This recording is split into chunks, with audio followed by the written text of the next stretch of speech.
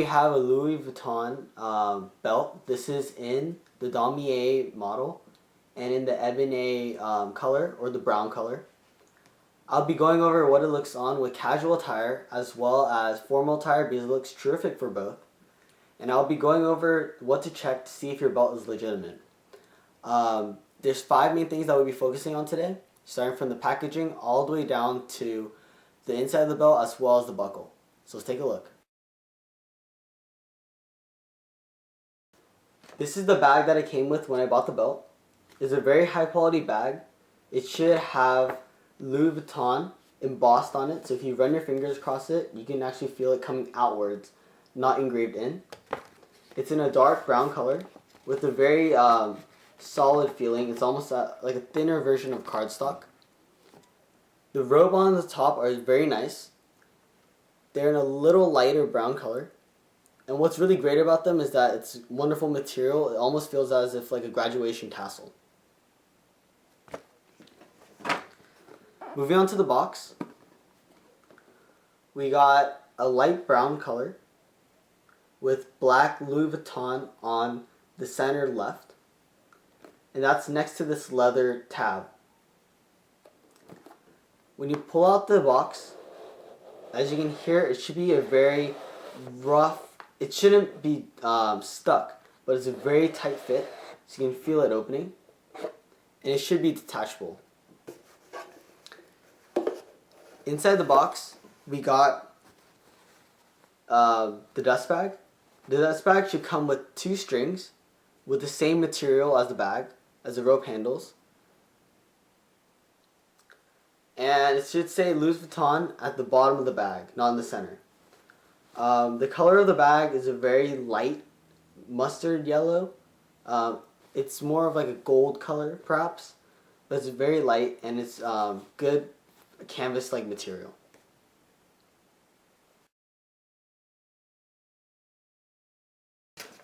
Moving on to documentation. My belt came with the receipt.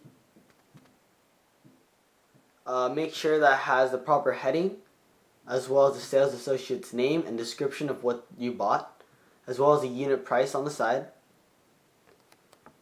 There's a date with a timestamp up here,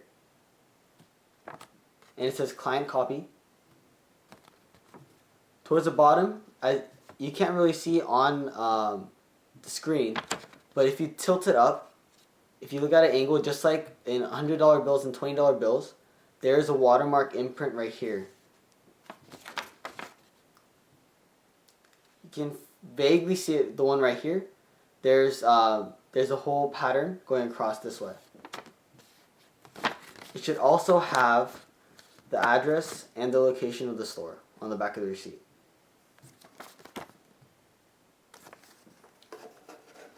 The belt also came with 2 tags.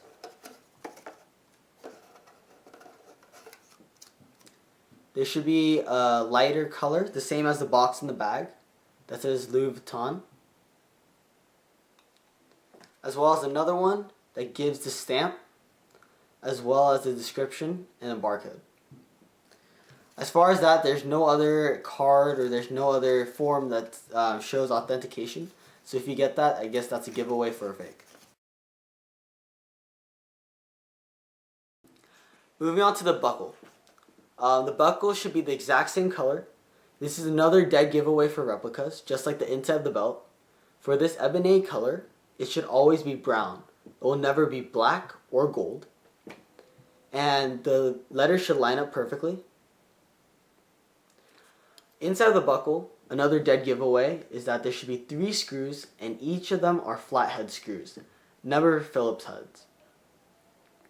Also, the inside of the buckle, where the belt loop, where the belt goes into the buckle, is not a straight line.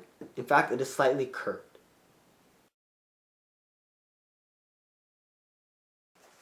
Alright, so starting with the outside of the belt. The outside of the belt is brown. Some of the squares are a darker brown, and the other part is lighter brown. The belt will always start with a half square. It will never start with a full square or no square. As you can see, the stitching is immaculate. There are no missed stitches, loose stitches, skip stitches, or uneven stitches. And the Louis Vuitton Paris will always be on this square. It will never be on this square, or this square. And as you can see, the stitching is still the same. Exactly parallel, and we're running along where half of the box would be if we were to continue downward.